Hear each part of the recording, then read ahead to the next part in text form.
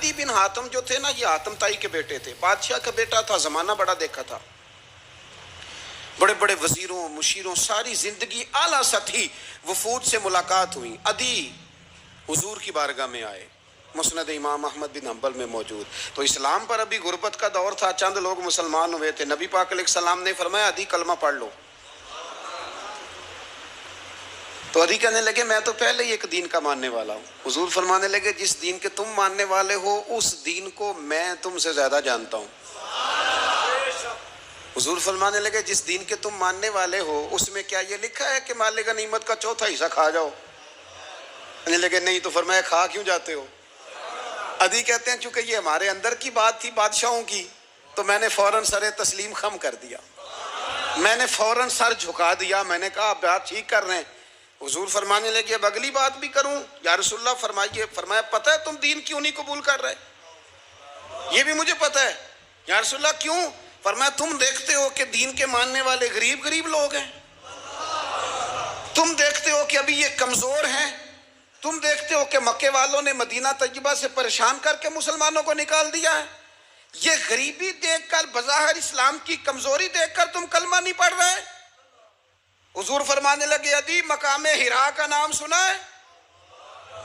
بڑی دور تھا علاقہ وہ، مقام حرا کا نام سنا ہے؟ عدی کہنے لگے حضور سنا ہے پر وہ جگہ دیکھی نہیں۔ محبوب فرمانے لگے سن، میں وہ وقت لے کے آؤں گا، میرا دین اس طرح نافذ ہوگا کہ ایک عورت مقام حرا سے اونٹنی پہ اکیلی بیٹھے گی اور اکیلی آئے گی اور آ کے بیت اللہ کا طواف کرے گی، سوائے اسی اللہ کے کسی کا خوف نہیں ہوگا، رب کے علاوہ کسی سے نہیں ڈرے گی۔ یہ دور آئے گا، تو دیکھ رہا ہے کہ صرف مکے پہ حکومت نہیں دنیا پہ مسلمان چھا جائیں گے۔ اور حضور فرمانے لگے کسرا کا نام سنا ہے؟ کہا حضور وہ تو بظاہر اس وقت بڑا تگڑا بادشاہ ہے۔ فرمایا اس کے علاقے بھی فتح ہوں گے، وہ خزانے مسلمانوں کے پاس آئیں گے۔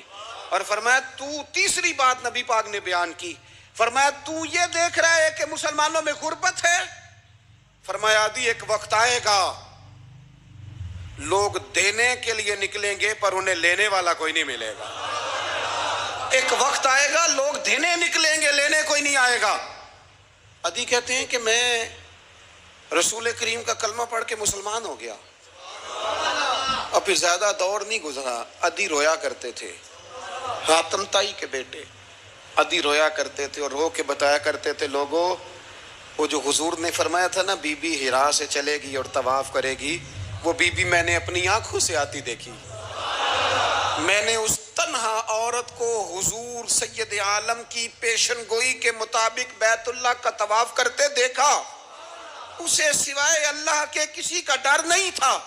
اور عدی کہنے لگے وہ جو حضور نے فرمایا تھا نا کہ کسرا کے خزانے فتح ہوں گے، فرمایا وہ جب فتح ہو رہی تھی تو میں خود اس جنگ میں شریک تھا، مجھے اللہ نے موقع دیا، میں مجاہدوں میں شامل تھا۔ اور فرمانے لگے تیسری پیشن گوئی رہ گئی ہے، مجھے امید ہے وہ بھی پوری ہوگی۔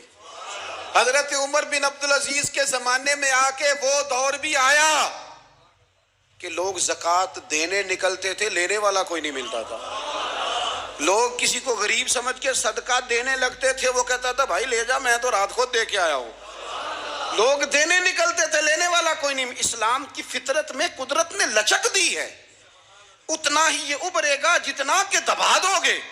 یہ مولویوں کی وجہ سے، پیروں کی وجہ سے، سیاستدانوں کی وجہ سے نہیں چھائے گا۔ یہ کیوں چھائے گا کہ ارسل رسولہ بالہدی ودین الحق، یہ اس لیے چھائے گا کہ اللہ نے بھیجا ہی حق کے ساتھ ہے، یہ آیا حق کے ساتھ ہے، لہذا